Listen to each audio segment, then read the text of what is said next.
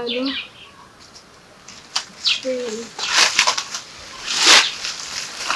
Ndabizi ntabwo wamenye. Yewe uracyazifite nimero zanjye? Ni ukuri urazirikana nshuti yanjye. Ahubwo se burya naje kujya mu cyaro, ubuzima bwarananiye nsigaye nirirwa mpinga nkorera insina, niko kazi. Shase waretse ubwenge bwo mu ishuri ugira ngo ni nk'ubwo hanze, wapi pe. Ubuzima bwarananiye bwo hanze, bwarananiye cyane pe. Ndi guhinga ndarambiwe, se wanshakiye akazi? Ni ukuri waba ukoze, ni ukuri mbaye ngushimye pe. Nta kibazo ndacyabyibuka ibyo nize mu mashuri, waba ukoze ni ukuri. Sawa murakoze cyane, mbaye mbashimiye. Murakoze. Mana yanjye, naba nkizi ino miruho ya hano, ubireba izi nsina njyewe nanarambiwe.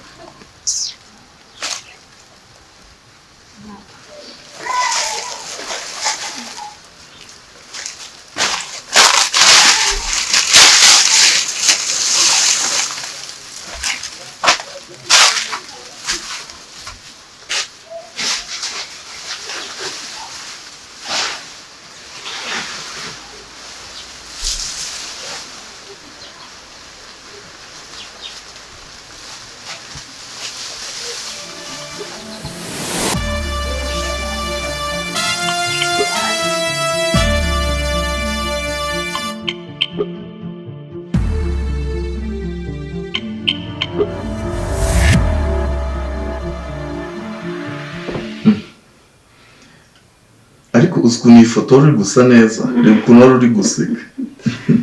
Thank you. Ako iyi ngiyi niyo wayifashe ejo, ngire ngo ejo nimugoroba twagiye. Okay. Nanaye ejo mfashe udufoto twiza wakoze, ahubwo bwibutse icyo urashaka kukubaza. Ndakumva. Usanga yuko mufite umwanya muri kampani, nyine mukeneye umukozi. Umwanya urakenewe, ahubwo byihuse. Hakenewe umuntu byihuse. Uriya mwanya usa naho intebe irimo ubusa kabisa, hakenewe umuntu. None se ko mfite umushuti wanjye, ndakumva. kandi nyine yabishobora, kandi gafite ibibazo byinshi cyane, akeneye akazi cyane, wamushyizemo. Akeneye akazi? Inshuti yawe? Inshuti yanjye nyine twiganye muri segonderi, urumva? Noneho ahita nyine ubuzima buramuhinduka, yegera mu cyaro, biramuyobera. Ejo arahamagara ambwira ngo akeneye akazi, nyine aranganiza, ambwira ko afite ibibazo byinshi kandi nzi ko hari ikintu twamufasha. Okay, nimbara bimwemereye njye ndumva ntacyo namwima, uwo wakimuhaye. Gusa nizere ko afite ubwo bushobozi. Cyarabufite, yari umuhanga mu ishuri, twaricanaga nyine azabishobora. Ndamuzana, sibyo? Noneho bamusuzuma, bamukoresha ama examen, ndabizi azabishobora. Okay, c'est bon. Nimba wavuganye nawe ukabona kandi ko ashoboye, kubwanjye ntacyo nakwima. muhamagara aze akore nta kibazo. Thank you.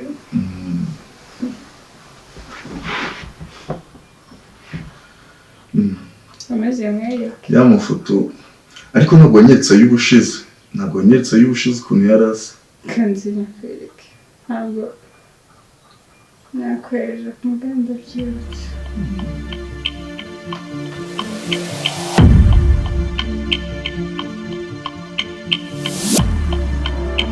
Umva rero mwana wanjye, Yame mama. reba ugiye mu mujyi, nibyo wahisemo ntabwo nabikwangira, ugiye gushaka ubuzima ntacyo bitwaye, ariko mwana wanjye ndakwinginze, njya numva ngo aho mu mujyi haba ibintu byinshi bishukana, ibishuko bishobora gutuma ubuzima bwawe bupfapfana, ndakwinginze ntuzabigemo. Ntuzizere abantu bo mu mujyi, njya numva ngo nta muntu wizera abantu bo mu mujyi, akwereka ko ari umwana mwiza ariko akaba ashaka afite icyo ashaka gutwara cyangwa kugukorera, uzitwararike sibyo? Ugiye ugiye gushaka ubuzima, ugiye gushaka akazi, nta kindi ugiye gukora mu mujyi wa Kigali, ni gushaka ubuzima. Kunyumva nuramuka unaguye mu ikosa bigutunguye ntuzarisubiremo, sibyo? Bibaho, abantu bose barakosa, unashobora gukosa bitamuturutseho agashiduka yabiguyemo, ariko nugira n'ibyago ukagwa mu ikosa runaka, nizere ko utazarisubira. Uzajye wihana, uce bugufi uvuga uti Imana mbabarira unshoboze, kandi byose ujye usenga Imana, Imana niyo ijya idushoboza, ntabwo wakwiyobora ngo bishoboke. Aho uzagera ukabana n'abantu, uzihanganwa n'abantu neza, ujye ugira ubwenge, wirinde ibigushuka, kugira ngo intego ugiye ufite uzayigereho. Ni kuri mama azagerageza, kandi inama zawe ni ingenzi mu buzima, gukundira ko ugira inama nziza. Ndakwizeye ko utazantetereza, ndakwizeye ko utazankoza isoni. Ugiye mu mujyi uri umwana w'umukobwa, mu mujyi numva ngo hari ibishuko byinshi, ntakazagira umuntu ugushuka. Uvuye hano nta kibuze, ntazagire umuntu ugushukisha ikintu. Nuko ugira ikibazo ubona byakuyobeye, jya ujye umuhamagara ngo ufashe, ariko ntukajya ugira umuntu wizera cyane mu mujyi, ngo ntabwo abantu bo mu mujyi bajya bizerwa, benshi ni abahemu, sibyo? Ko wantoje nzabikurikiza, kandi kwitwara neza, gukunda n'umurava, byose nzabikurikiza mama. Uzagerageze mwana wanjye, aho rero ngo uhaye umugisha wa kibyeyi, ugende ugereye amahoro, Imana izakurindireyo, kandi mwana wanjye ntukajya utinda kuza kudusura, ujye wihangana aho gatume tugukumbura, ujye wihangana uze udusure, urebe uko tumeze, kandi ufite telefone ujye umpamagara, ntukamara icyumweru utambwiye amakuru yawe, sibyo? Sawa rero uzagerageze, Imana ikurinde, uzagereye amahoro, kandi ikomeze ikurinde.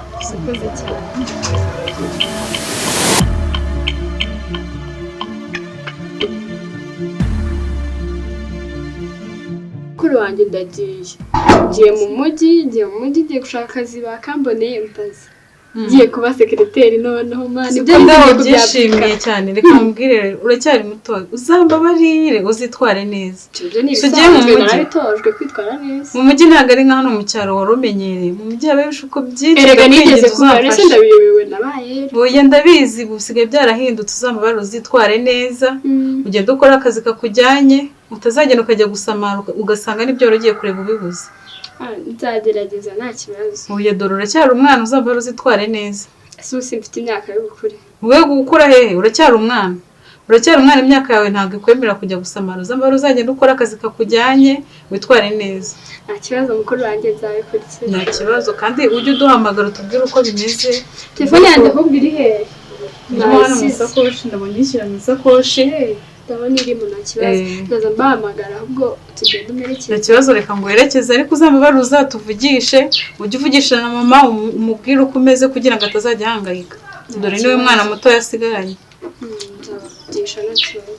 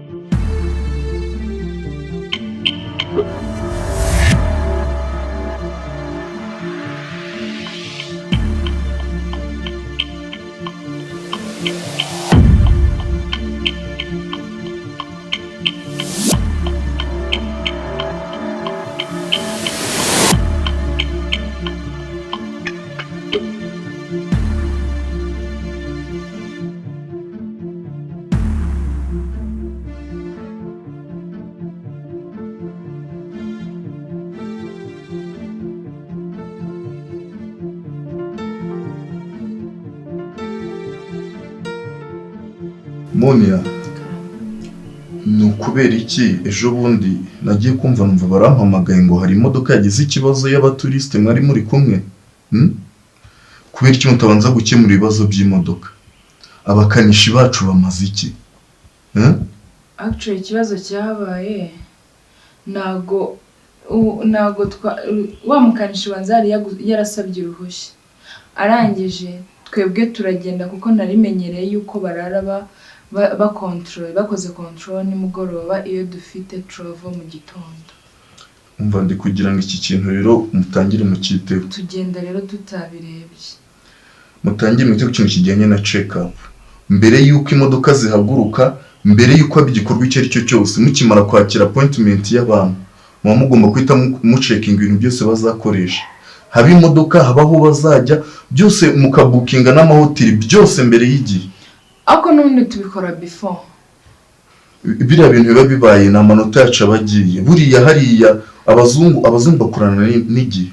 No kuvuga ngo ibintu iyo yabihaye gahunda akavuga ati mfite trip irahera saa 8 ikageza saa 12. Iyo bibaye ngombwa kwivanga mu cyobuzo cy'imodoka hakavaho amasaha 2. Abazungu icyo gihe baba baturibye nk'abantu batari abanyamwuga munani mu murimo turimo. Ibyo ndabyumva ariko boss ntabwo bizongera, I promise. Kuko navuganye n'ama agence aduhereza imodoka asanzwe dukorana nayo. Ibyo byose bambwiye niko nabibabwiye. Nababwiye ko bagomba kujya baduhereza imodoka bakoreye control before yuko ziva muri company yabo. Rero next time ntabwo bizongera kandi iriya ni challenge twayibonye.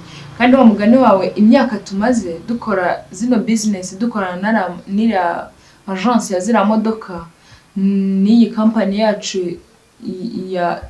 y'ubukerarugendo ntabwo byagakwiye kuba. Ariko promise next time ntabwo bizongera. Nuko byito tukareba byose ku murongo uko bigomba kumera. Okay. Ubwo bimbwirwe nizere ko ari gutyo. Hagati aho ngaho rero tukiri kw'icyo ngicyo kijyanye n'abakozi n'iki nagiraga ngo hari umuntu naganiriye na madame, hari umuntu afite w'inshuti ye kandi ushoboye akazi. Yambwiye ko akeneye ko aza gukorana natwe. So mwebwe icyo musabwa ni ukumwakira mukamukoresha ibizami bisabwa mukareba nimba ashoboye. Murabyizeye neza yuko ashoboye akazi? Kugeza ubu niyo masukuru mfite. Kuko urumva nimba ari madame wamwohereje wenda birashoboka ariko ntabwo yakwinjira kubera madame yamwohereje. Tugomba kumuhereza ibizamini agakora kuko hari n'abandi nari mfite muri office basabye akazi baprayingira nyawo secretary. Okay, ndizera neza ko ashoboye kuko ntabwo madame yambeshya. Yambwiye ko ashoboye umwanya wa merita.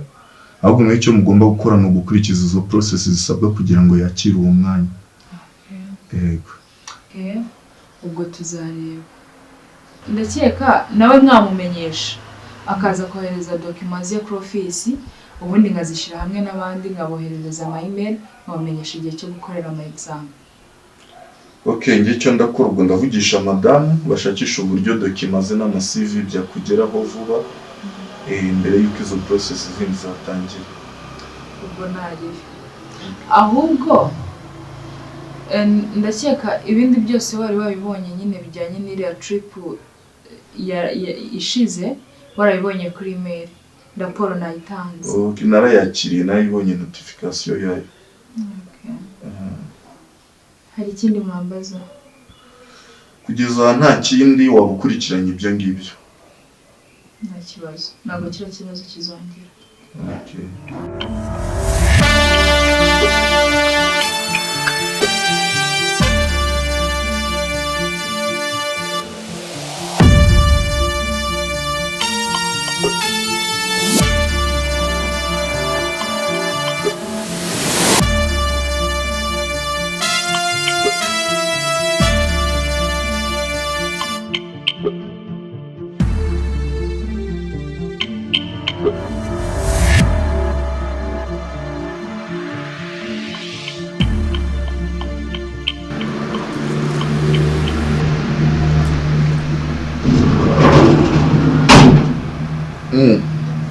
Uvuye muri siporo kare? meze tese ngo siporo ariko zizakwica wagabanyije ubwo uri kugira ungane gute sibyo kugaragara kugira ungane gute sinzi gusa neza cyane icara hamwe amakuru wabyutse ryari azindutse ese nta nubwo nzajya nkubona mbese mu gitondo nkwibagirwe kukubura ahubwo we kuki utabyuka ngo tujyane muri siporo njye ni muri siporo se ndakora izihe siporo koko ushaje ndabona akana gatoya ngaho reba nuramuka ushaje njye nkaba ndakana gatoya ujya bavuga ko wafashe ku ngufu kandi tungana basi ujya unyibutsa wenda simbizi ariko uretse nabyibuka ntabwo nabyibuka ahubwo ejo nzakuzindura tujyane njyame ntinze nanazinduke nibyo saba ariko uri gusa neza uri gusa neza ahubwo ntibagiwe kubwira umukobwa ndabona ari hafi no kugera arimo arasa ahubwo udokima ze yarazohereje ko yagomba kuzohereza kuri email hakiri kare yarazohereje byagenze bite utambi ariko ndibuze ko mubwira azohereza ataragera barazicekinga byaba byiza iyi saha arebye sayiba acaho akohereza ibintu byose akabyohereza online nibyo byamworohera nanjye nagenda nkagira ko bisi zo mu cyaro kugenda kuzihagarika n'ibindi bindi bimeze bite se shinge ni sawa nuko nari nakubuze nsigaye mbyuka nkakubura siporo zabaye siporo abakoze kuzana ututuzi ndaje